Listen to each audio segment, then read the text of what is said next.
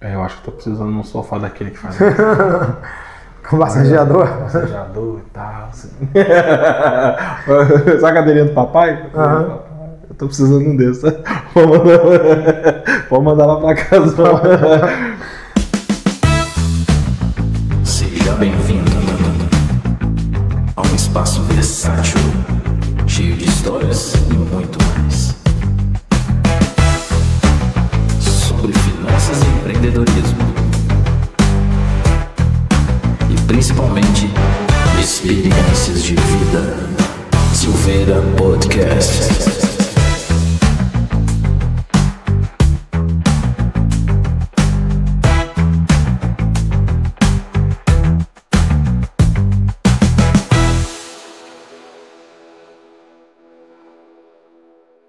Estamos começando aqui mais um episódio do nosso podcast com Silveira. Hoje eu estou com um convidado muito especial aqui, que é um grande amigo. Nós vamos contar a história de como a gente se conheceu. É verdade. É um grande amigo que é o João Issa, grande empresário do Rio de Janeiro aí. Amém. Ele vai contar para nós um pouco sobre a vida, sobre o casamento, sobre a igreja, que faz parte da vida dele. Não adianta falar da sua vida sem falar da igreja. Amém. E é isso. Se apresenta aí e vamos lá. João Issa. Olá, tudo bom, gente? É um prazer estar com o Thiagão. O Thiagão é um amigo meu, da minha família. A gente tem muito amor, não só pela pessoa profissional, mas também pelo pessoal dele. Entendeu? Eu sou o João, trabalho já há 14 anos com representação comercial, tenho uma empresa de representação comercial. Minha trajetória começou em banco. Eu durante 13 anos fui gerente de banco. Eu fui gerente do Itaú, fui gerente do Unibanco e do Citibank. Quando teve a crise econômica mundial em 2008, eu saí desse ramo, fiquei 10 meses desempregado, buscando oportunidades, mas o meu salário era muito bom no Citibank. E nesses 10 meses realmente fiquei procurando, não conseguia me requalificar me colocar, na verdade, dentro do mercado. E depois de um tempo fui contratado para ser gerente de uma blindadora de carro. Fiquei 10 meses nessa blindadora e ela infelizmente faliu.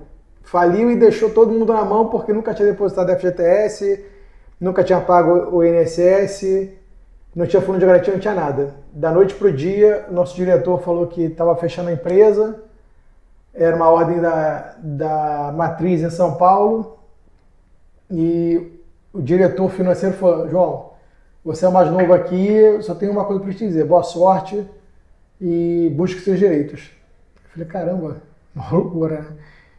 Foram 11 anos de processo trabalhista para conseguir reaver parte do dinheiro que eu tinha a receber. E nesse meio tempo foi quando eu comecei a trabalhar também numa empresa de representação. Me tornei representante comercial, abri minha empresa e eu posso dizer que eu estava noivo da Juliana, na verdade, porque a gente não chegou a noivar efetivamente, oficialmente. E há 6 meses a gente estava pensando em casar, com 6 meses recebi essa proposta. Eu achei que fosse para trabalhar no Rio e esse diretor falou para mim: João, você tem que morar em Minas Gerais. Eu falei, como assim Minas Gerais? Ele falou, a tua base tem que ser Minas Gerais, você vai ficar responsável por Minas Gerais e Espírito Santo. Eu falei, mas eu não posso continuar morando no Rio e ficar atendendo essa região? Não, você tem que morar em Belo Horizonte. Então minha família são 3 filhos do primeiro casamento do meu pai e da minha mãe.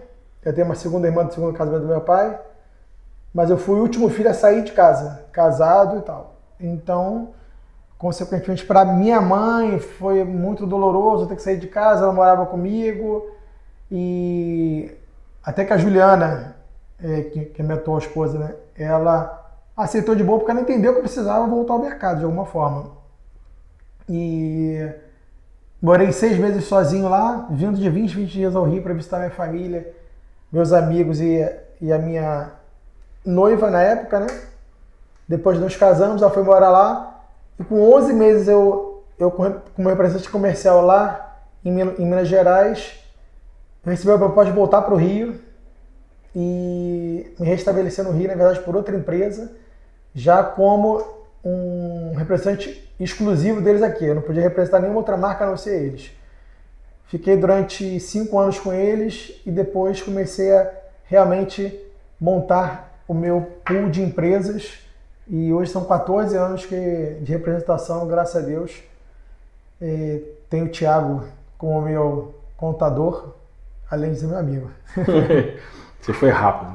Eu deixei você falar porque como diz a Tati, fofocando com o Silveira, a ideia é não ficar interrompendo mesmo a trajetória, né?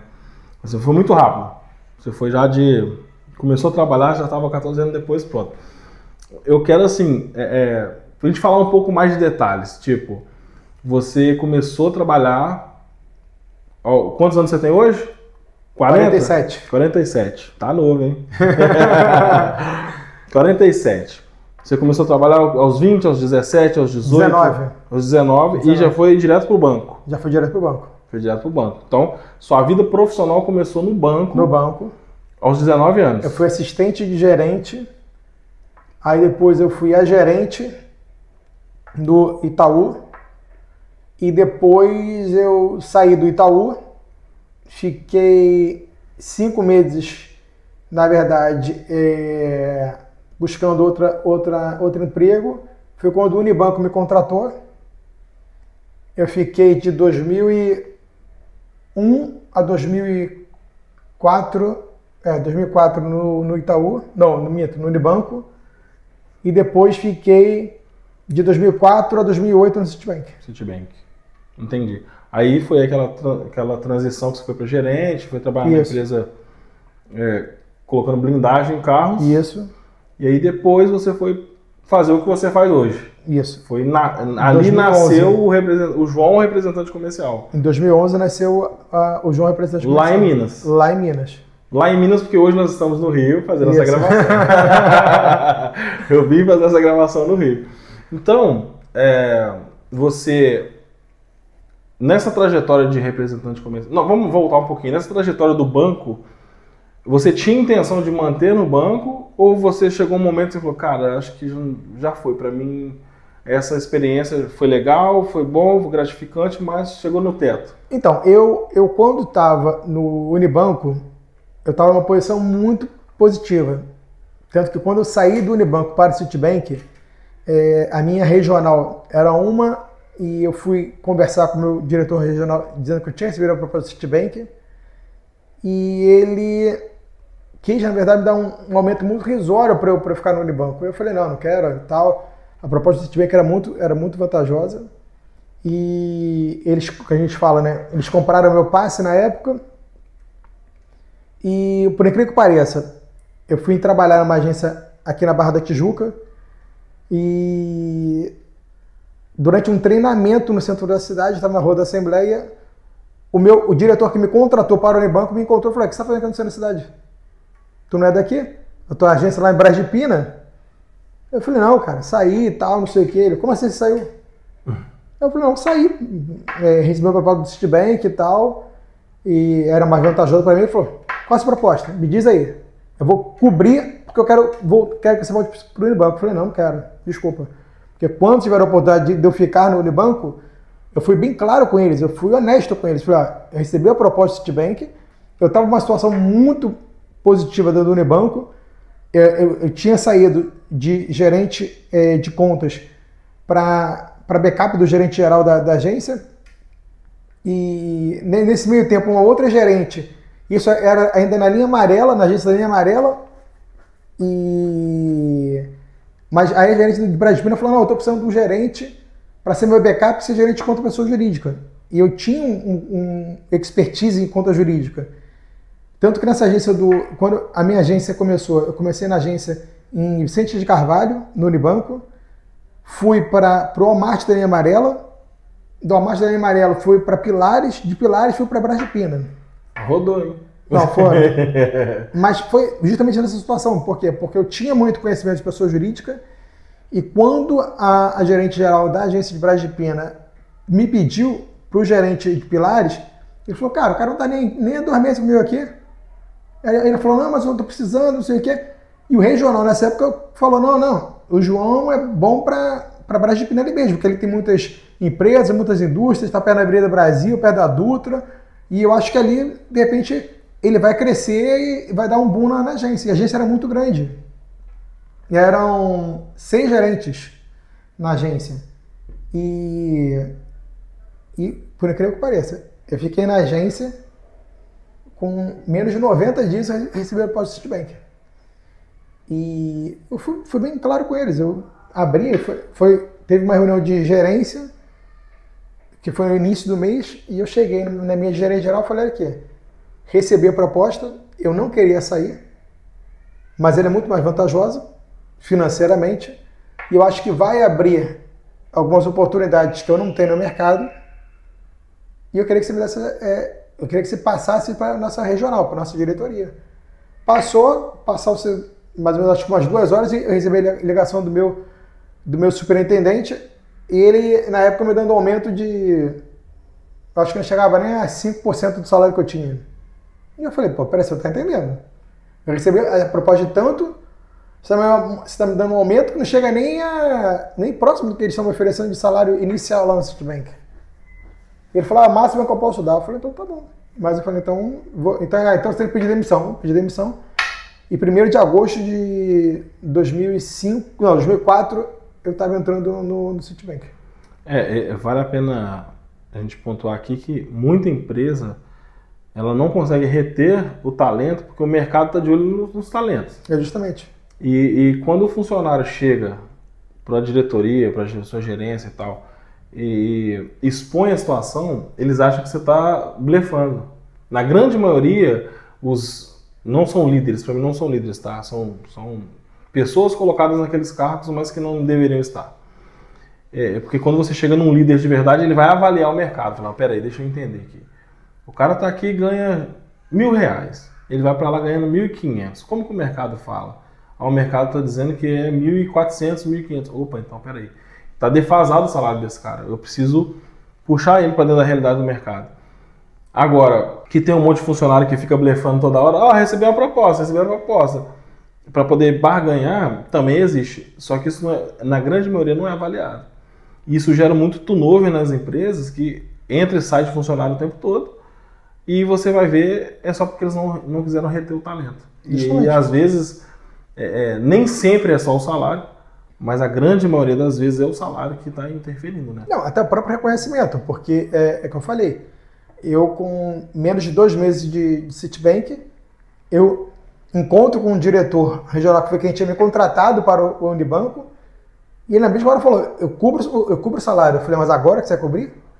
Quando eu já entrei lá, quando eu já estou realmente ambientado dentro do Citibank, você quer me trazer de volta? Eu falei, imagina você me trazer de volta para dentro do Unibanco, numa situação que o outro diretor falou assim, mas peraí, o João pediu demissão, ele não entendeu, depois disse, o João fez pouco caso e tal, aceitou uma proposta só porque era o Citibank, não. E realmente, além de ser óbvio, o Citibank era um banco, era um banco internacional que poderia me dar uma projeção maior. Eu fui tão aberto com eles que eu falei com eles, falei, olha aqui, eu quero continuar no banco. A proposta deles foi tanto. E não era tão absurda em relação a eles fazerem essa cobertura de valores na época. E sim, eu queria também ver o meu reconhecimento. E eu não estava me vendendo ou buscando realmente fazer esse joguinho. Não, eu só queria o meu reconhecimento, já que eles me fizeram passar por algumas agências, reconheceram que realmente eu tinha valor para determinados cargos, eu queria realmente me sentir valorizado. E foi quando eles realmente, infelizmente, não me valorizaram na época. Isso é muito ruim. Aí vamos para a parte boa agora. Aí você foi lá, passou pelo Citibank, teve sua trajetória lá dentro e saiu de lá.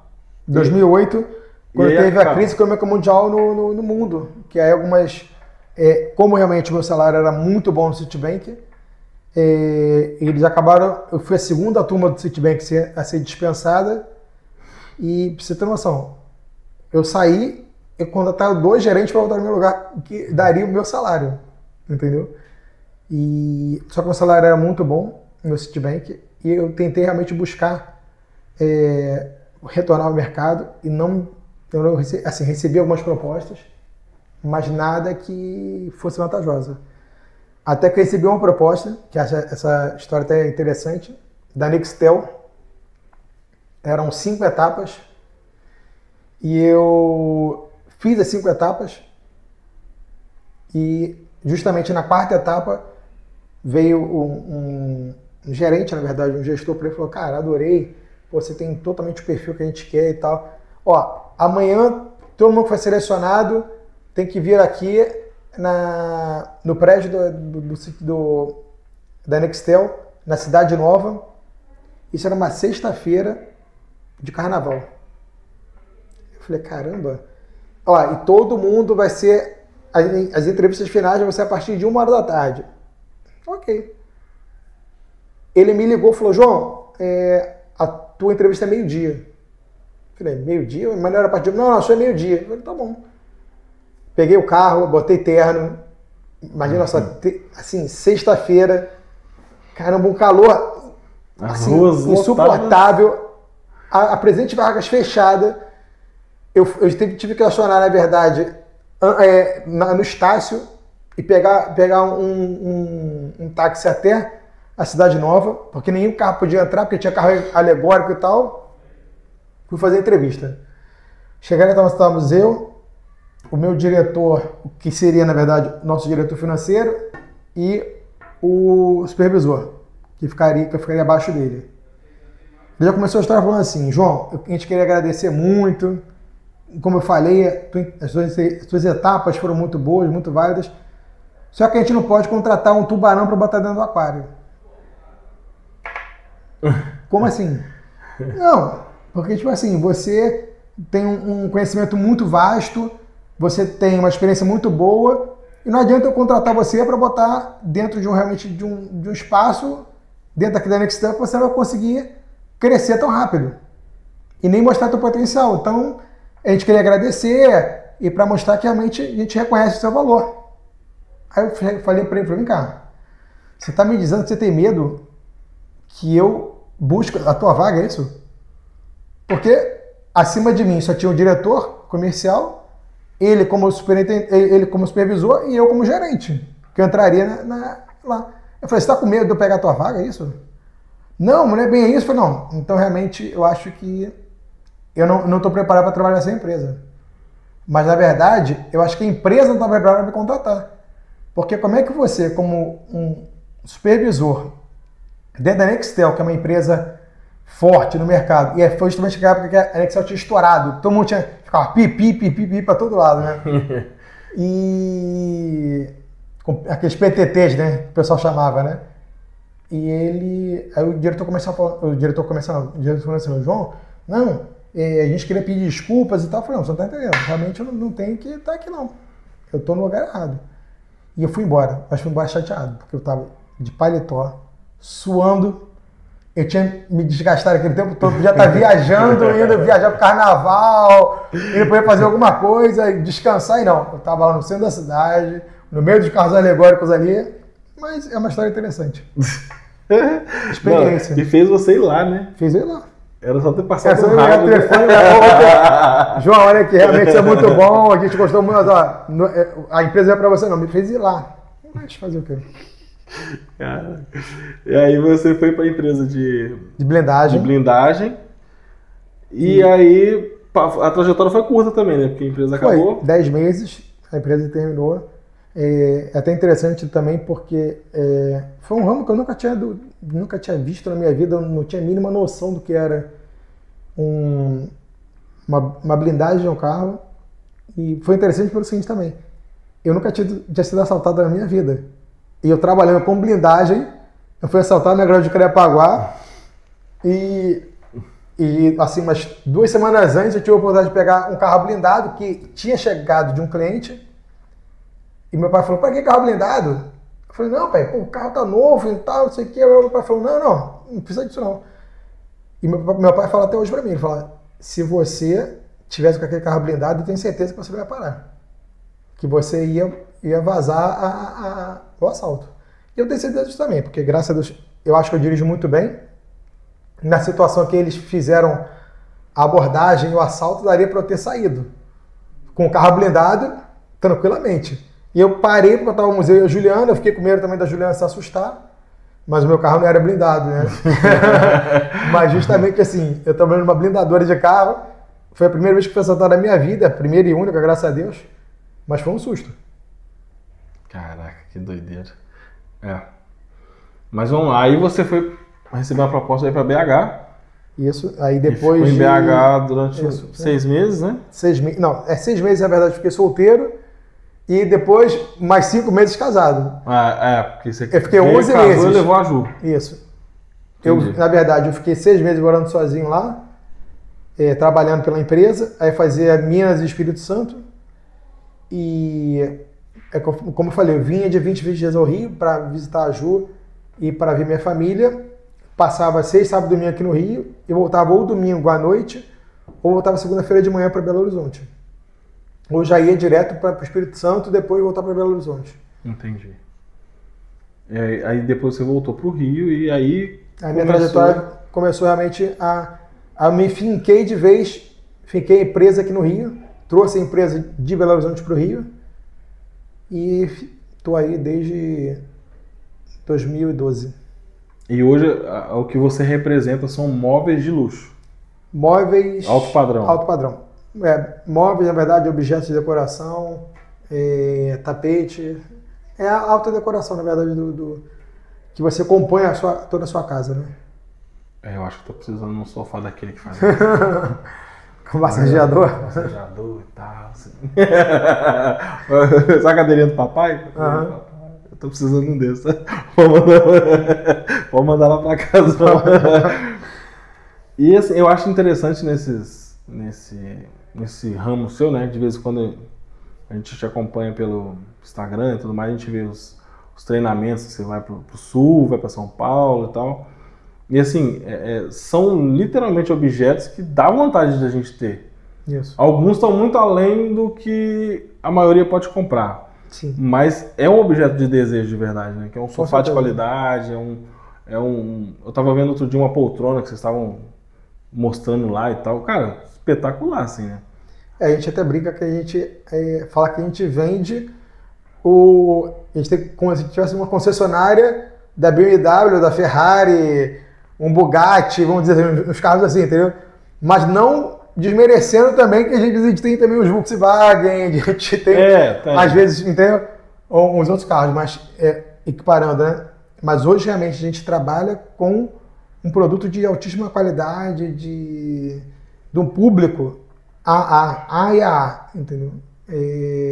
Então, tipo, a gente tem empresas dentro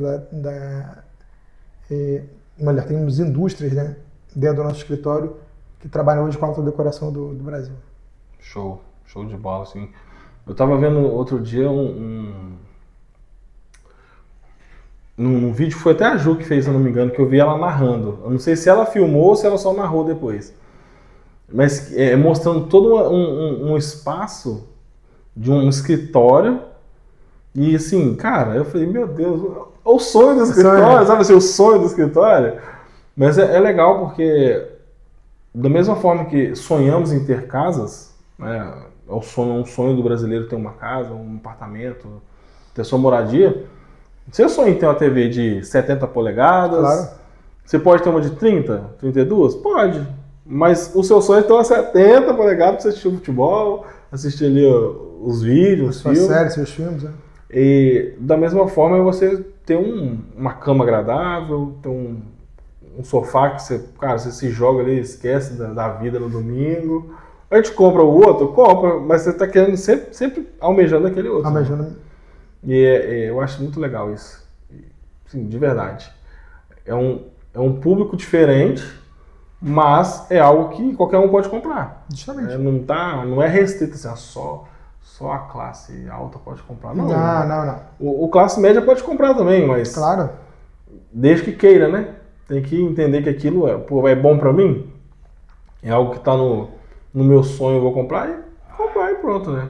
Às vezes as pessoas pensam assim, tá muito, muito distante de mim. É igual você falou do carro, né? O carro, esse carro aí...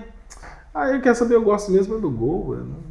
Eu tenho um Pulse novo, tá ótimo. Mas se você chegou num Pulse, num Honda, alguma coisa, você tem o sonho de ter um carro melhor, faz parte do ser humano, né? A gente todo tá mundo sempre almeja sempre um crescimento em todos os setores da sua vida. Não só profissional, como na sua moradia, como você falou, entendeu? A pessoa que...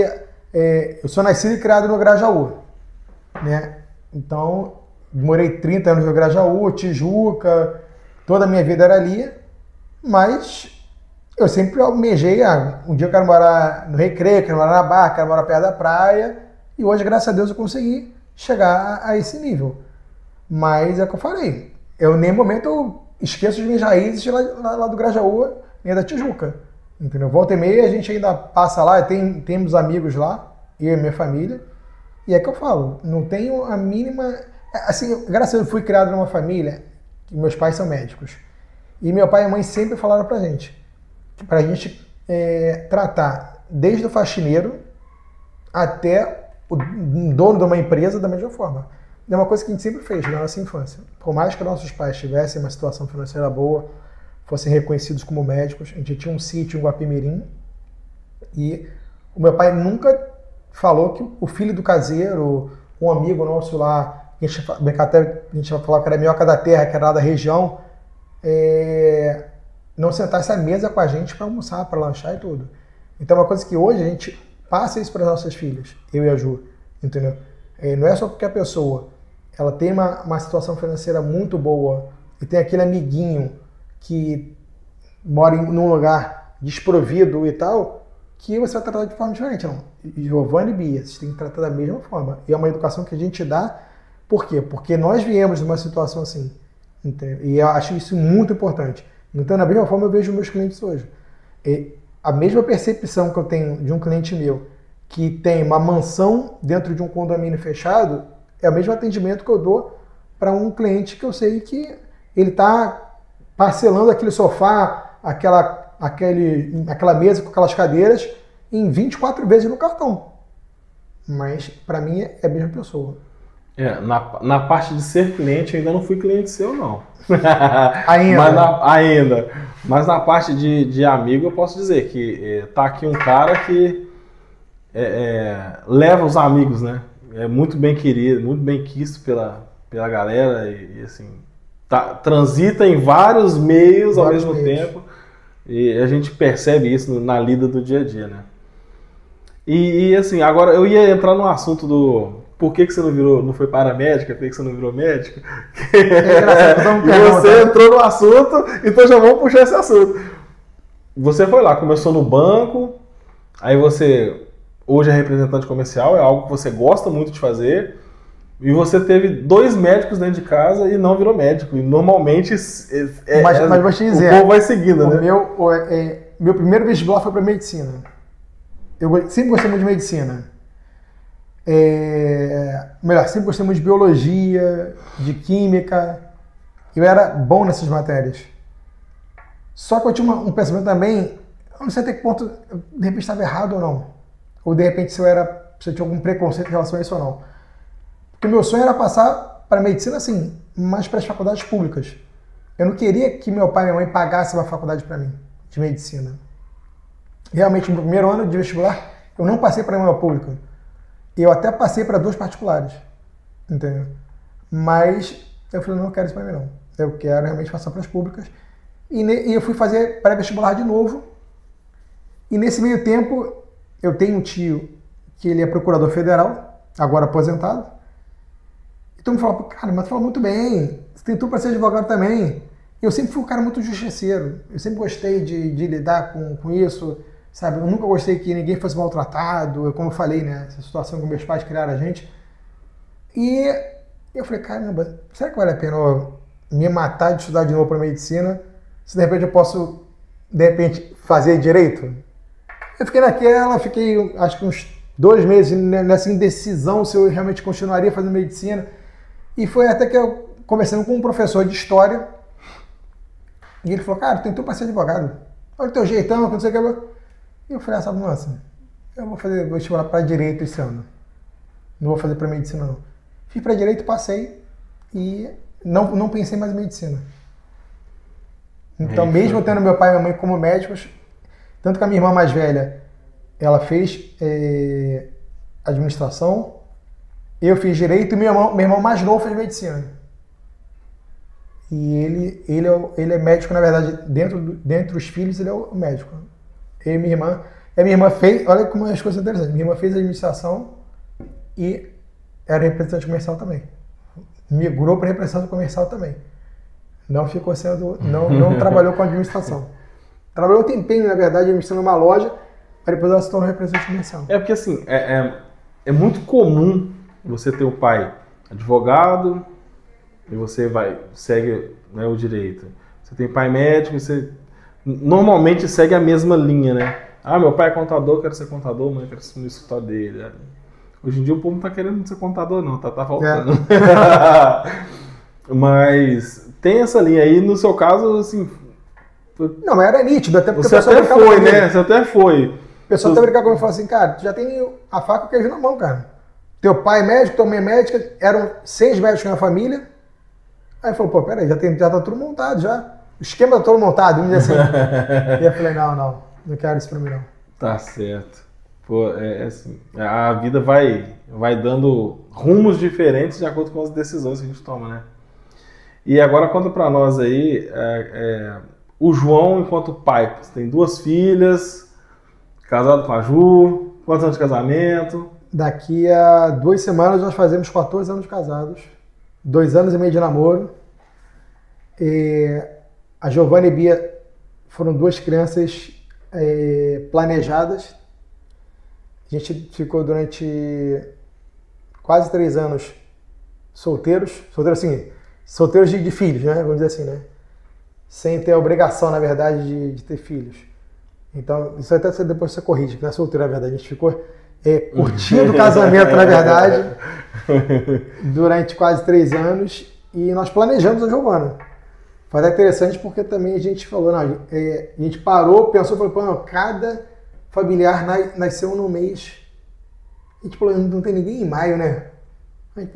Aí minha prima é ginecologista obstetra e ela é a médica da Ju. Falei, pô, eu queria tentar ver se a Ju ficava grávida para ter filho em maio. Aí a prima, que isso? Não, em maio. E as tentativas aconteceram, a Giovana nasceu dia 12 de maio. E a gente até brinca, que a gente sabe até o dia que a Giovana foi gerada. Por quê? Porque a gente fez, nos cálculos que foram feitos, a Giovana foi gerada entre o dia 18 e dia 20 de agosto. 20 de agosto é meu aniversário, então a gente brincava, porque falou, a gente comemorou meu aniversário antes para a Giovana nascer lá em maio. E por incrível que pareça, quando a Ju ficou grávida da Bia, todo mundo falava assim, agora você quer ter um filho homem, né? Eu falava, não, você não tá entendendo. Se for outra menina, eu tô satisfeito. Porque realmente eu tenho uma relação muito próxima com a Giovana e com a Bia. E por incrível que pareça também, Bia nasceu dia 8 de maio. Então, ela ia nascer dia 12 de maio, mesmo dia da Giovana. A gente antecipou para 4 de maio para elas não baterem no mesmo dia. Então a pessoa brincou comigo e falou, cara... sempre no seu aniversário. Não, o pessoal brincou isso aí. Presente de aniversário, que é a data que vocês comemoram para poder ter filho. E, então é o que eu falo, graças a Deus, a Giovana hoje está com 11 anos, a Bia está com 7. E a gente é muito, muito, muito... Somos apegados, entendeu? Quando eu viajo, eu trabalho, dá um nó no peito... A gente fala, caramba, tem que ficar uma semana fora, tem que ficar 10 dias fora, sabendo que vou deixar a Ju e as meninas aqui em casa. Mas a vida faz com que a gente tenha que aceitar essa situação, né? E assim, por mais que você está na rua e tudo, você hoje trabalha em home office, né? Home office.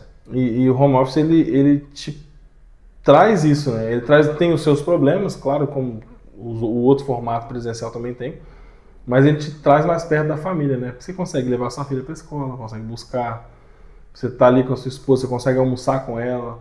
Assim, cara, hoje, nesse momento, eu não tô conseguindo concentrar. Vamos lá embaixo tomar um sorvete? Você vai lá, toma seu sorvete e volta. Essa situação do representante, por você ser autônomo, você consegue fazer a sua agenda.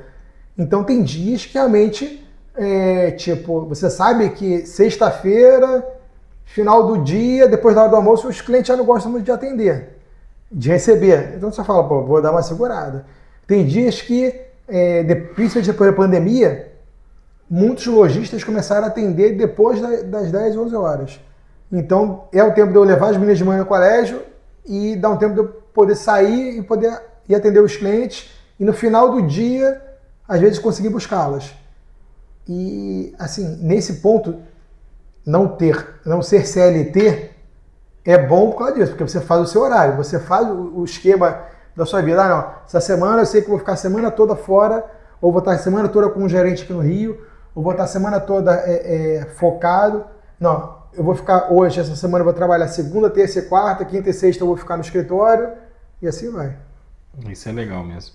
Pô, mas é muito bom, cara. Conhecendo você de perto, né? A relação que a gente vê você com a família é muito, muito grande, né? Nas células, nas reuniões, no curso, vocês estão sempre juntos, a gente vê vocês sempre juntos, isso é muito legal. Vendo de fora, tá? Aí é uma pessoa vendo de fora, essa relação sua com seus filhos, com as suas filhas, né? Ela é bem, bem legal. Ela é bem legal, assim. Continue assim.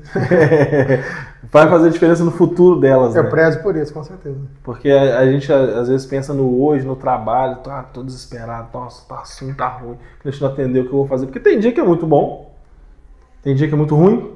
E assim, quando a gente trabalha na CLT, você tem, entre aspas, uma certa segurança que deu certo ou deu errado, no final do mês o salário tá na conta. Justamente.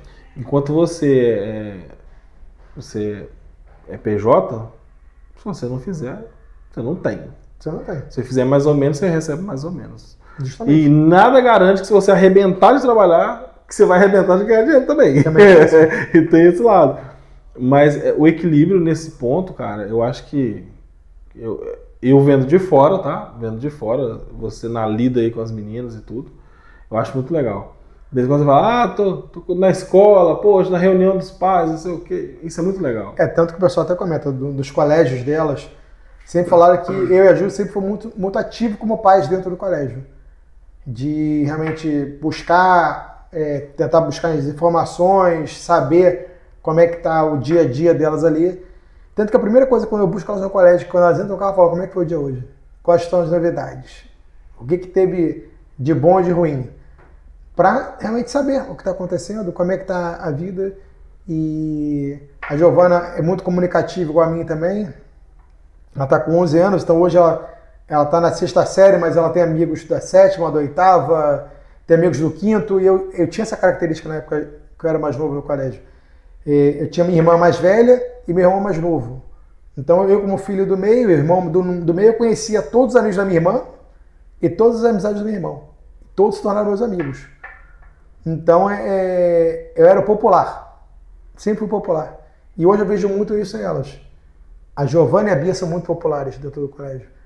E até certo ponto isso para mim é muito bom, porque eu vejo que elas conseguem lidar com essa situação também de ter amizades positivas, mas por outro lado também me deixa um pouco apreensivo, porque tem assuntos que a Giovana hoje não precisaria estar falando ou perguntando para mim e para a Ju, que ela já está tendo essas dúvidas, porque ela lida com pessoas mais velhas que ela hoje, no colégio.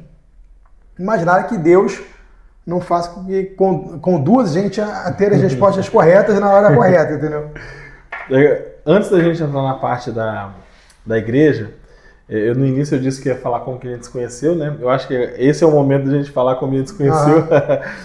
E aí a gente entra no assunto da igreja e você... eu quis abordar apesar de não ser um bate-papo religioso, né? Mas, como eu disse no início, não tem como falar do João sem falar da igreja. Até porque nós nos conhecemos na igreja. Até que nós nos conhecemos na igreja e esse assunto ia acontecer de qualquer forma. E aí você vai falar da igreja o que você quiser também, né? Das células e tudo, do cargo que você tem hoje, de liderança e tudo, que eu acho que é legal falar isso. Até para incentivar outras pessoas que, às vezes, têm vontade de, poxa, será que um dia eu vou ter um cargo legal? Não vou? E, assim, por mais seja na igreja, seja na obra, Tem gente que gosta de ficar por trás dos bastidores e não aparecer, assim como eu gosto. E tem gente que acaba que quer, assim, ter um destaque de alguma coisa e não consegue, né? Porque fica assim, sempre olhando dos outros nunca faz, né? É legal que você falar como que você chega num cargo legal dentro da igreja em si, sem você ter que sair da sua igreja. Porque as pessoas às vezes vai para outra igreja para buscar só para ter um status, e a verdade não é isso. E quanto mais responsabilidade tem, mais apanha, né? Demais. E é legal que a nossa amizade começou num retiro da igreja. No retiro da igreja. Que na Batista Atitude chama Vida Vitoriosa. Isso. E eu fiquei tão sensibilizado. Vou tomar muito cuidado com o que eu vou falar, tá? Não pode falar.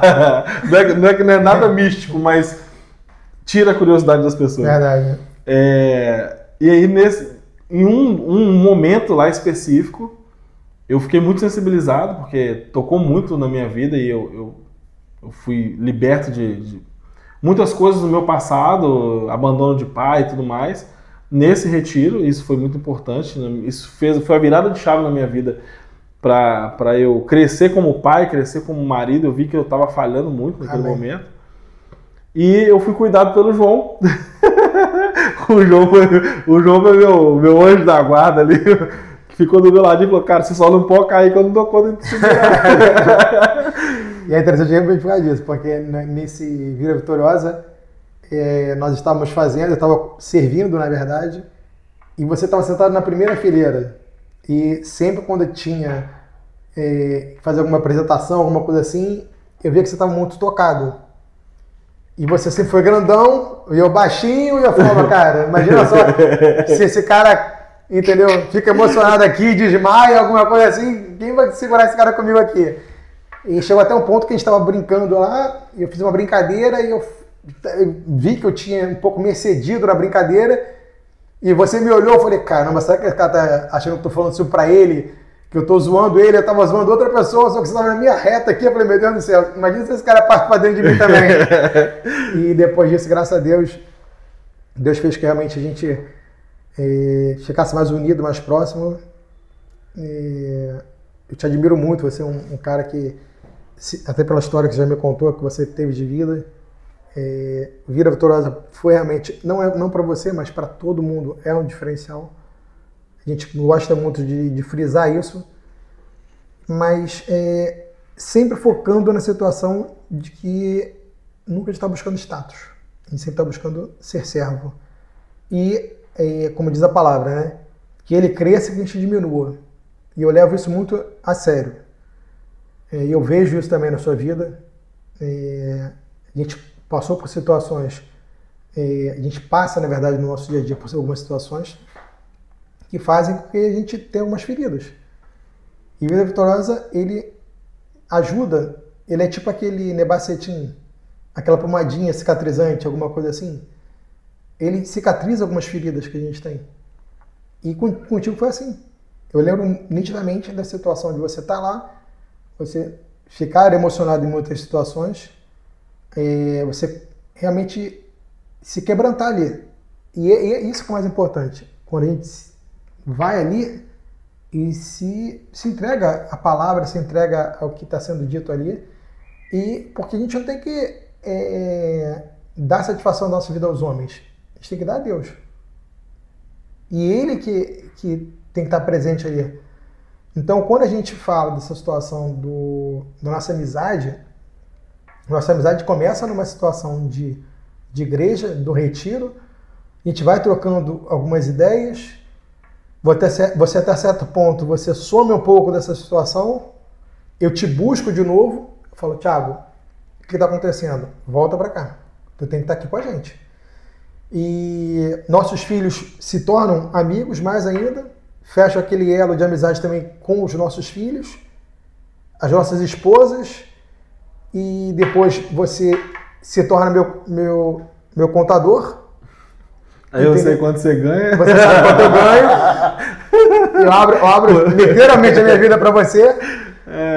E isso me dá uma tranquilidade muito grande. É que eu falo com a Ju. Por mais que às vezes a gente não goste de falar: pô, vou abrir a minha vida para uma pessoa que está no meu íntimo ali. mas eu não tenho o mínimo problema de abrir minha vida para você. Não só as situações boas como as ruins. E você é um cara que sempre tentou me ajudar. Da mesma forma que você lá atrás fala que eu te ajudei, hoje no dia a dia, na parte profissional, você me ajuda muito. E isso é muito importante para mim. Não só pela amizade, pelo carinho, pelo respeito que nós criamos nessa situação toda, nesse elo todo que nós temos. É legal. E assim, eu brinco com a Tati que aquele vida realmente mudou minha vida, né? Aquele retiro lá realmente mudou minha vida. Porque eu comecei a ver, quando você passa alguns traumas na infância, né? Principalmente quando você tem a questão do abandono, e no Brasil o índice é muito alto dos pais que abandonam os filhos e às vezes abandonam o filho dentro de casa, né? Eu tive abandono físico, inclusive, também. Mas tem muitos pais que abandonam os filhos dentro de casa. E aí eu comecei a refletir, cara, será que eu tô fazendo isso? E aí aquele momento ali foi a virada de chave. Não, eu tenho que estar mais presente na vida do meu filho. Eu tenho 2 filhos, já sou avô, não parece não. Eu vivo falando essa pele de seda. Você tá partindo pro segundo neto já, hein? É. Olha. Não, e nesse momento a neta pode nascer a qualquer momento, literalmente. De hoje pra semana que vem ela pode nascer a qualquer momento. Caramba. Né? Íamos embora na terça ou quarta-feira, a gente até antecipou para amanhã nossa ida embora para BH, justamente por questão do... Eu quero estar lá, né? E o Vida me ensinou isso, eu estar mais presente na vida dos meus filhos, da minha esposa. Eu sou perfeito? Não. Sou só bonito, mas perfeito não. E humilde, né? E humilde. E, só que eu tenho buscado, sim, estar mais presente na vida da minha família, faço tudo que eu posso pelos meus pais, e eles me ensinaram isso muito desde pequeno, né? E assim, quando eu digo os meus pais hoje, muito a minha mãe e o meu padrasto, que ele me criou como fosse um filho, né? Só que eu senti a rejeição do meu pai paterno. Meu pai paterno é filósofo também. O pai materno não tem, né? Do meu pai biológico. Então, nesse sofrimento, eu não deixei que o meu padrasto fosse meu pai, porque eu tinha a rejeição do meu pai biológico, e eu me aproximei muito da família do meu pai biológico, na ânsia de estar próximo dele. E nunca tive ele, na verdade. E quando ele faleceu, eu era novo ainda, tinha 11 anos, mais ou menos. E aí sim é que eu fui deixar o meu padrasto ser meu pai. Eu falei, agora eu não tenho pai, então ele pode ser meu pai. Só que hoje eu reconheço que desde quando ele me conheceu lá, desde a minha infância, bem novinho, eu hoje consigo ver, enquanto pai, enquanto avô, eu consigo ver o carinho que ele teve comigo. Ele tinha por você. E, cara, às vezes eu poderia ter passado por muito menos traumas se eu tivesse aberto para ele isso, mas você é criança, você não vai entender isso. E hoje eu tenho, assim, completamente curado disso. E o homem que não tem a cura dessa questão paterna, ele não vai conseguir ser um bom pai, não vai conseguir ser um bom marido, isso vai doer no cara. E assim, eu sou bruto, sou tal, não sei o quê. Tem um monte de homem hoje que, desculpa, mas assim, é um monte de frouxo, porque o pai não foi homem. Então o cara não sabe como ser pai, não sabe como ser homem, né?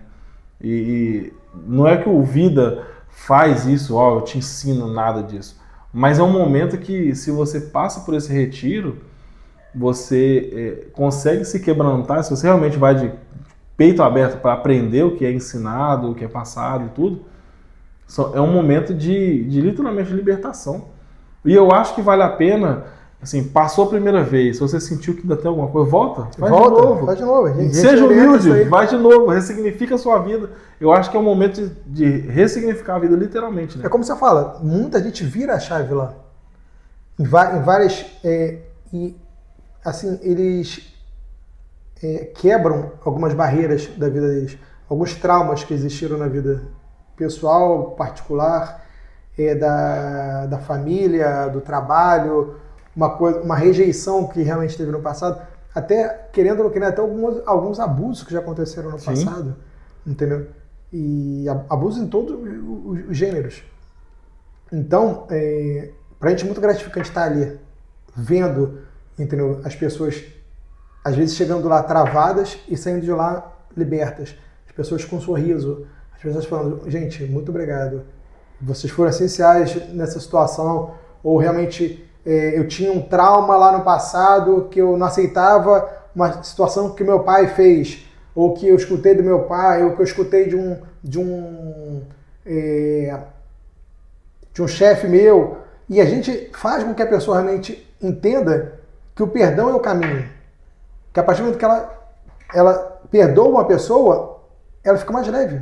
Ela tira aquele fardo das costas dela e fala, Cristo, agora é contigo. Leva esse fardo contigo e me ajuda. E eu acho legal, eu até brinquei com... Hoje eu tô indo na IBA em BH, né? Tô com o pastor Arthur lá. Eu até brinquei com ele outro dia, ele foi me visitar lá em casa, e é um pastor muito próximo das ovelhas, tá? Que eu criei um grande amigo no Vida, quando eu participei, e depois eu criei um grande amigo no Vida quando nós fomos servir em BH. Que eu conheci o Doda, virou meu amigo. A pessoa é excepcional, adoro ele também. Eu perturbo ele todos os dias, eu tô fazendo uma série de vídeos com ele pra fazer porque pra entender a vida dele, não pode ser um vídeo só, não. Tem que ser 3. É verdade. Então eu vou fazer, nós estamos aí, já falta só mais um pra gente finalizar. Falando isso, Doda, abração aí, cara. Te amo. E aí, eu perturbo muito ele, cara. Ele inventou de comprar um Peugeot, meu Deus do céu. Logo um Peugeot, Doda, pelo amor de Deus. Ele falou que ele é pastor, ele vive pela fé. Pela fé. O carro dele anda pela fé, que ele falou. E aí todo dia eu mando uma figurinha pra ele. Mas, enfim. E, então, assim, o Vida, pra mim, foi legal esse retiro, a gente fala do Vida e tal, e aqui é aberto, não é, mais uma vez não estamos falando de religião, né? Só que não tinha como falar do João, sem falar da igreja, não tinha como falar do João, da nossa amizade, sem entender onde a gente se conheceu, né? É verdade. E passou pelo Vida. E quando eu participei do Vida aqui no Rio, foi a questão da virada de chave na minha vida. E foi tão forte, que eu falei, cara, eu preciso ajudar as pessoas. E foi quando a gente foi pra BH participar daquele Vida lá. Não sei se você lembra. Lembra? E eu fui completamente despreparado. Eu falei, o que eu vou fazer? Pra eu varrer o chão? Servir o prato? É pra ficar lá fora vigiando? Tá chovendo com o guarda-chuva pra tirar o zoom do carro? Eu queria estar ali servindo. Porque foi algo que mudou a minha vida. Eu queria que ajudar a mudar a vida das pessoas, né? E eu acho que é muito gratificante isso. E eu acho que tem que continuar acontecendo mesmo. Isso tem que acontecer sempre. Eu acho que a IBA está se preparando para ter isso mais vezes, né? Mais vezes, né? Porque atualmente a gente tem dois por mês. E agora o objetivo é tentar fazer com que futuramente tenha um por semana até. Porque a gente vê o quanto tem pessoas realmente carentes, precisando de um abraço, de uma palavra, de um beijo, de um, sabe, vem cá, um carinho. Como diz o pessoal lá da Bahia, tá precisando de um cheiro, vem cá, entendeu? Mas nem o cheiro nosso não, o cheiro de Deus, né? Você sentir o aroma entrando pelas narinas, te fazendo uma nova pessoa, uma nova criatura. E é isso que a gente realmente pede muito que aconteça. Você falou uma coisa aí que é muito verdade, tá? Hoje as pessoas estão muito carentes de atenção. É tanto que a rede social hoje cresceu por causa disso, que as pessoas têm uma proximidade de quem elas nem conhecem, porque fica ali, né? A ponto de algumas pessoas hoje ficarem conversando com o ChatGPT e falar, não só com o ChatGPT, mas com alguns aplicativos, de ter amizade com o aplicativo, a ponto de que você vê o quanto realmente a necessidade que as pessoas hoje têm de, às vezes, não ter um relacionamento interpessoal. E assim, essa proximidade das pessoas aí, mais uma vez, não necessariamente sendo só da igreja, né? De uma igreja, quando eu digo igreja evangélica. No culto. Num culto, uma igreja evangélica, mas até porque, por exemplo, tem um amigo antigo, né? Que ele é da igreja católica aqui do Rio, e você tem que ver os eventos que o cara faz. É fora do comum. Então, mas é algo que, assim, nesses eventos que ele faz e acontece, eu vejo muito acontecer na IBA, por exemplo, que é a Igreja Batista Institute aqui da Barra, que eu acho que serve de referência para todas as outras filiais e tem que ser assim, é muito forte isso, a questão da recepção. Cara, a recepção, às vezes o cara chegou, ele não quer um abraço, ele é mogro, ou então a mulher tem uma timidez, alguma coisa assim, não quer um abraço, tal. Mas o sorriso da pessoa que te recebeu, o carinho que você recebe, logo na entrada, no estacionamento, você chegou doido para brigar com alguém, o cara falou, ô querido, pode parar seu carro aqui, vem cá, vem. No estacionamento. E eu já fui em muitas igrejas ao longo da minha vida, e assim, esse carinho que você tem do estacionamento, da recepção, de um copo d'água, cara, isso tem que acontecer em todos os locais. Eu acho que... No dia a dia. No dia a dia, na sua empresa. Você está aí na sua empresa, quantas vezes você já deu um bom dia de verdade para as pessoas, sem ser aquele... Só porque é de manhã é bom dia. Isso aí. Entende? Às vezes você está na CLT, está poxa, eu vou para o trabalho, nossa, trabalha híbrido, uma parte da semana em casa, outra parte do trabalho. Nossa, hoje eu tenho que ir para lá, né? Você já vai com energia ruim, já vai carregar. Chegar bom dia para todo mundo e bom dia de verdade, e vai ter seu bom dia de verdade, né? Porque se você... Eu costumo dizer também que faça um bom dia. Eu ouvi o pessoal fica aí demonizando alguns coaches, mas eu vi um cara falando certa vez numa palestra dele, faça um bom dia. Cara, é literalmente isso, porque justamente isso. O seu dia é feito de ações. O amor é feito de ação. Eu decido amar. Eu decido odiar.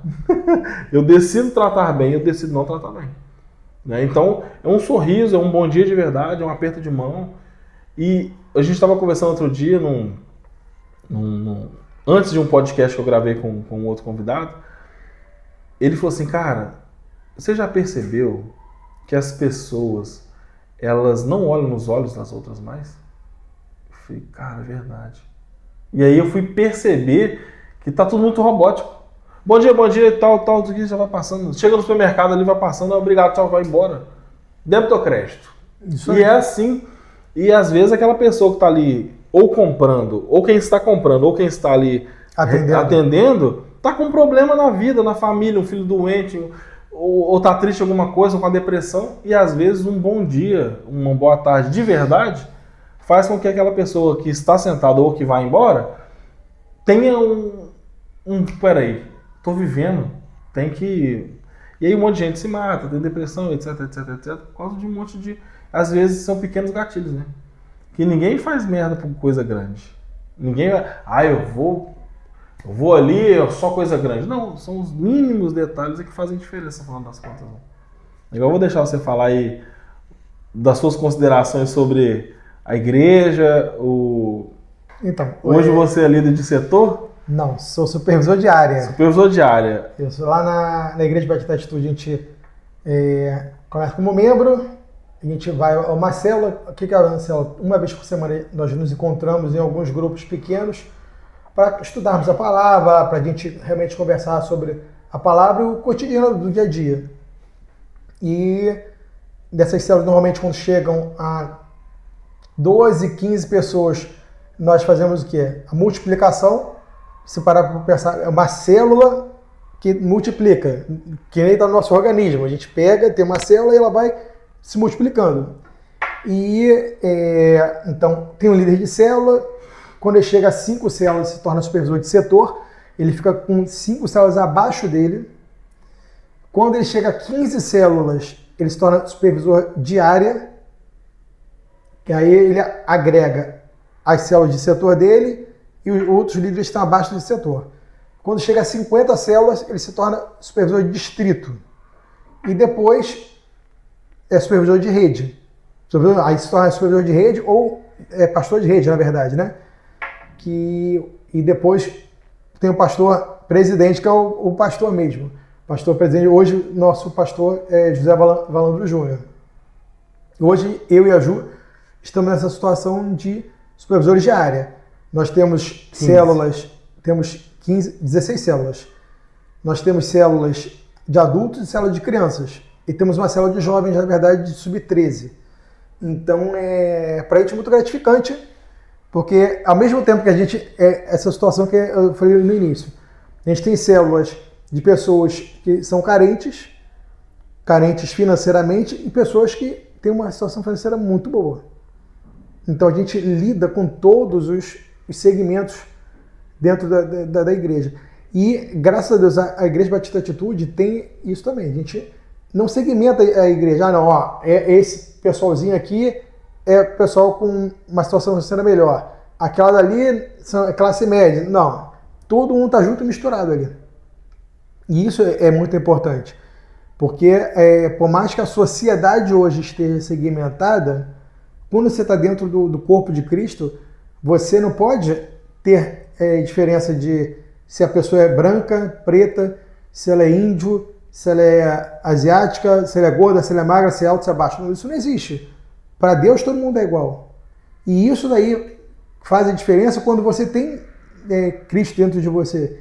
E graças a Deus, hoje, eu e a Ju, a gente tem cada vez mais nos aperfeiçoado em relação a isso, porque a gente passa isso para os nossos liderados, que não pode ter essa diferenciação.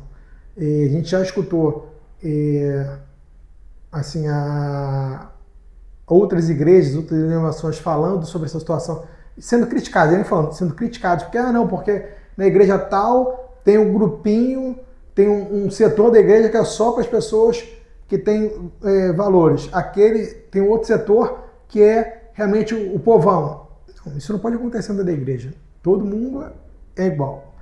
E graças a Deus, o nosso pastor hoje nos dá essa referência. Ele, quando acaba o culto, ele vem do lado de fora da igreja e recebe todo mundo da mesma forma. Entendeu? Tanto que ele até brinca. Brigou comigo? Não tem problema. Vamos na churrascaria ali e me paga um churrasco que a gente fica todo mundo feliz de novo. Virou amigo. Virou amigo de novo. E tem muito disso. Então, hoje, a Igreja Batista Atitude, aqui na sede, tem mais ou menos 14 mil membros, de 14 a 16 mil membros. No geral, com todas as igrejas filhas, se eu não me engano, até o final do ano a gente chega a 90 igrejas filhas, pontes e tal, e mais de 50 mil pessoas como membro da igreja. Se você pergunta para mim se tem pretensão de ser pastor, não tem pretensão de ser pastor. É como você fala. Eu estava conversando até essa semana com o pastor Neander, e ele falou para mim, cara, uma coisa que eu gosto muito de você e da Ju é o seguinte, que vocês estão na Vida Vitoriosa, vocês estão na igreja, vocês estão em qualquer lugar, vocês não querem chegar no púlpito. Se vocês estiverem sentados ali no banco, tá ótimo para vocês. É mais ou menos isso aí. Eu quero todo mundo se abraçando, todo mundo dando uma palavra amiga e tal. Mas eu não tenho nenhuma pretensão de ser pastor, não. Eu posso levar a palavra, eu e a Ju. Mas eu não quero ser maior do que ninguém, porque maior é só Deus. Entendeu? Ele é o único soberano. E isso eu tenho muito claro dentro de mim. Então, quando as pessoas falam, mas você não tem nenhuma pretensão, não tenho. Não tem mesmo, de coração. Eu estava conversando essa semana também com a Ju sobre isso. Entendeu? A Ju falou, mas você não... Não, Ju, não tenho. Não tenho mesmo, não quero. Tá ótimo do jeito que tá, porque eu me sinto confortável nessa situação. De eu poder receber todo mundo da mesma forma. Até é interessante porque nós temos uma célula nossa, que a líder apresenta a mim e a Ju como pastores dela, e as pessoas da célula, todo mundo chama, ô pastor João, eu falo. Eu fico naquela, falo, meu Deus do céu.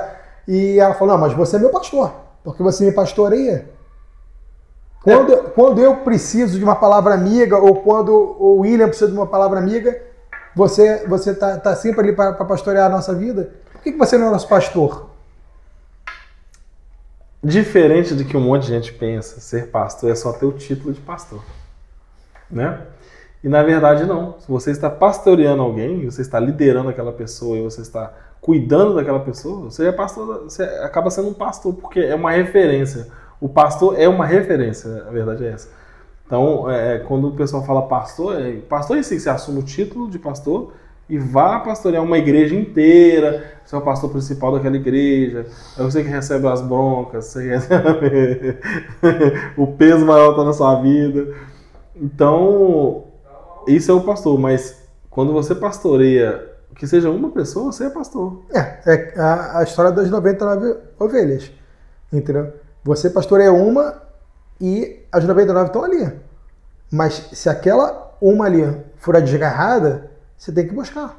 Você tem que ir lá, abraçar, beijar. Você tem que trazer o carinho de volta. Quebrar as patinhas dela. Quebrar a patinha dela para não fugir. E eu falei isso agora. Entendeu? Todo mundo busca isso, entendeu?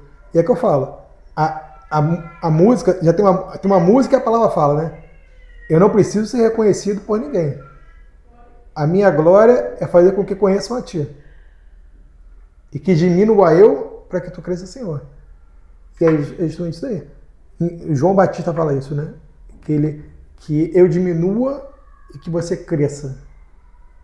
Então, é mais ou menos isso. Eu quero que as pessoas me vejam, sim, como referência de uma pessoa que tem Deus caminhando ao meu lado. Entendeu? Que eu tenho tranquilidade, a pessoa tem tranquilidade de buscar a mim, a Ju, buscar você, buscar a Tati, sabendo o seguinte, ele anda nos caminhos do Senhor. E isso é importante. Eu acho legal que, assim, o João Issa, ele é um cara hoje que tem uma referência, né? Tanto profissional, quanto como pai de família ali, o chefe da casa, e é uma referência espiritual para muita gente. Amém. Isso é legal porque acaba sendo literalmente a sua essência, né? Então a gente não precisa nem esmiuçar muito isso. Qual que é a essência do João? O João é profissional, um cara que foi bem sucedido profissionalmente, é bem sucedido no lar, porque tem uma família bonita que tá ali, não é fácil, como diz, nem no trabalho, nem no espiritual, nem no profissional, nada é fácil, tudo tem muito trabalho, mas é uma família que está ali redonda, né? É o que eu costumo dizer. É a nossa base, o né? pai simples, é o marido simples com a esposa simples e os filhos simples. Isso é uma família perfeita. Amém. Mim, né? Dali para frente cada um segue o seu, mas é o pai simples com a esposa simples e os filhos simples. Pronto, isso é uma família perfeita. E no lado espiritual, o João vem aí há muitos anos já sendo referência para muita gente, é uma referência para mim, inclusive. Tanto que a gente até brinca que fala que qual a refeição que as suas filhas mais gostam? Quando me perguntam, falo, arroz, feijão e ovo. Aí fala, mas caramba, não é um churrasco, não é uma... Não, elas gostam de arroz, feijão e ovo. E é impressionante. É o simples do simples.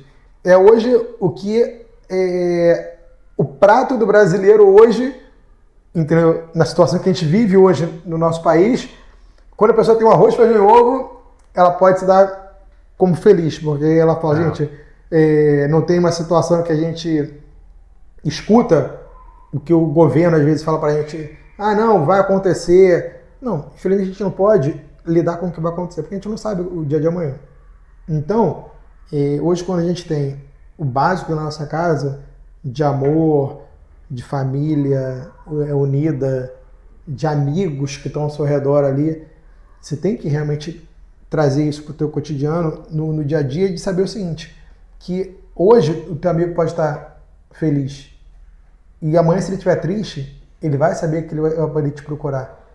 E isso para mim é muito importante, é saber que não só nos momentos bons, como nos momentos ruins, eu posso contar com o Thiago. Entendeu? Nos momentos bons, nos momentos ruins, a Tati pode contar com a Ju. E o Serginho pode contar com as meninas. Entendeu? Então, hoje mesmo, quando você veio me visitar pra gente fazer esse podcast, a gente vai perguntar, o Serginho não veio? Por quê? Porque vocês saíram da nossa vida, vocês estavam aqui no Rio, vocês foram para Minas, mas mesmo assim a gente continua tendo esse laço. Tanto que eu falo, eu tenho a minha lista de transmissão dos meus amigos, que eu mando algumas palavras religiosas de Deus, e um amigo vai vir e dizer, mas eu tenho você morando em Minas, tem um amigo meu que ia ser um líder de célula nosso, e acabou tendo que voltar e morar em São Paulo, e ele falou, cara, mesmo eu tendo que morar em São Paulo, você não me tirou essa lista? Eu falei, claro que não, tu continua sendo meu amigo, você continua sendo uma referência para mim, você continua sendo uma ovelha. E é o que eu te falo, você é meu amigo, você é uma ovelha que eu tive no momento que você estava aqui no Rio e que eu continuo tendo você morando em BH. E nunca perca essa sua essência do Thiago, entendeu? Que mesmo nos momentos mais turbulentos que você passou na sua vida, você nunca perdeu a sua essência. Você sempre continua sendo o Thiago. E até mesmo nas situações que você veio me buscar você às vezes sozinho, ou às vezes você com a Tati veio buscar a minha Ju, a gente continua tendo o mesmo carinho de saber, cara, que a opção de vocês terem saído daqui do Rio, que até pra gente foi um baque, que você falou, não, é daqui a 6 meses. Daí do nada tu ligou e falou, tô indo embora semana que vem. Como assim? Era um ano e meio, era um ano e meio. Era um ano e meio. Daqui a um ano e meio, de repente, não, tô indo embora semana que vem. Como assim? Entendeu? E é isso, pra gente é muito prazeroso. Saber que você veio lá de Minas pra cá e falou, posso fazer um podcast com o Gê? Eu falei, pode, vambora, entendeu? Isso é legal. E assim, eu vou começar com você, tá? Essa nova pergunta, não tinha feito com ninguém ainda. E o pessoal que faz a edição, né? A equipe da edição, que agora vai ser a equipe minha, inclusive, né? Era uma equipe terceirizada e a empresa está crescendo, nós resolvemos ter uma equipe própria. E aí falaram para mim, assim, deram alguns toques e faz sentido. E uma dessas perguntas, hoje eu vou fazer só uma, tá? Vou fazer duas. Eu achei legal, assim, não sei nem se vai pro ar, mas se não for, a gente edita. Uhum. O que o João hoje, de 47 anos, diria pro João de 10 anos de idade? Nós estamos falando de idade cronológica, tá? Tá. Não é o João de 10 anos atrás. É o João hoje, pai, empresário... O homem formado. O homem formado, diria pro menino. Quando sonhava com o futuro. Acreditar que os estudos são muito importantes, que realmente eu sempre fui bom aluno, mas nunca fui estudioso. É uma coisa que as minhas filhas hoje fazem e que eu não gostava era ler. O meu pai sempre falava para mim, lê, cara. Eu falava, não leia, eu não gosto de ler. E o mais interessante, eu acordava de manhã cedo, todo dia eu descia, eu morava na casa dos anos, eu descia, pegava a parte de esportes para ler o jornal. A parte de esportes só. E depois de um tempo meu pai falou para mim assim, um dia eu cheguei, eu falei, pai, cadê a parte de esporte? O pai falou assim, não, você só vai pegar a parte de esporte depois que você lê todo o jornal. E eu comecei a criar o hábito de ler e estar muito antenado nas informações. Então, hoje, o João de 47 anos falaria para o João de 10 anos, estuda, se aperfeiçoa, porque o mercado, infelizmente, é canibalizado. Ele é um querendo comer o outro. E, infelizmente, querendo ou não querendo, você tem que estar preparado para tudo na sua vida. E até mesmo eu acreditar mais em Deus. Porque eu com 10 anos, foi justamente, até por incrível que pareça, quando você falou 10 anos, é uma transição que eu tive na minha família, porque foi quando meu pai e a mãe a primeira vez se separaram, e eu sofri muito inicialmente, e depois eu fui crescendo muito em cima dessa separação deles. E me tornei o homem que me tornei, porque eu vim de uma família de árabes, no qual eu era o neto homem mais velho, então eu sempre fui referência para todos os irmãos, para todos os netos, porque eu era o neto homem mais velho. Meu avô sempre me deu muita responsabilidade em cima disso. Então eu cresci muito com isso, buscando às vezes ser responsável em tudo. E isso é muito importante para a sua vida. Querendo ou não querendo, eu falaria, toma cuidado com as amizades, toma cuidado aonde você pisa, com quem você anda, porque o mundo já é maligno, que diz a palavra também. E infelizmente eu perdi muitos amigos nessa caminhada, vamos dizer assim, desses 10 anos, de quando eu tinha 10 anos até hoje, aos 47 anos, eu perdi muitos amigos para as drogas, para a bebida, para a doenças infecto-contagiosas, entendeu? Que achavam que tudo era brincadeira, quando na verdade a gente tem que realmente ter cuidado com o que nos espera no futuro. Entendi, muito bom. E o que o João, de 47 anos, diria pra ficar gravado, que esse agora vai ficar gravado. Pro João de 70. O João já idoso, Caramba. as filhas já casadas. É interessante para o seguinte também, vou dizer uma coisa que é interessante. Valorize muito realmente a sua família. Porque, como eu falei no início, meus pais são médicos, o meu pai sempre trabalhou muito, minha mãe abriu mão de uma inscrição estadual que ela tinha para viver mais a nossa vida de filhos. O meu pai não fez isso, porque o meu pai realmente, ele era a cabeça da casa, ele era o provedor e ele tinha isso dentro dele. Então eu via o meu pai 6 sábado e domingo, porque de segunda a quinta, na hora que meu pai chegava do trabalho, a gente estava dormindo. Na hora que meu pai saía para o trabalho, a gente estava dormindo. E o meu pai, depois que ele se aposentou, ele começou a curtir os filhos e dar o amor que ele não conseguiu dar aos filhos, ele hoje dá aos netos. Então meu pai hoje tem 80, vai fazer 81 anos, e ele fala muito, ele se cobra muito disso, que ele não conseguiu ser família. Então é uma coisa que eu e meu irmão, mesmo abrindo mão de ganhar dinheiro, hoje a gente fala isso. A gente não quer ter essa carência que meu pai hoje tem com 80 anos, para 81, essa carência que ele teve familiar. Então, é por isso que quando você fala para mim, você é muito agarrado à família, isso é uma coisa que eu e meu irmão, principalmente, e a minha irmã também, fizemos, a gente acabou abrindo mão um pouco do nosso lado, o lado material, de ter maiores ganhos na nossa vida, em prol da nossa família.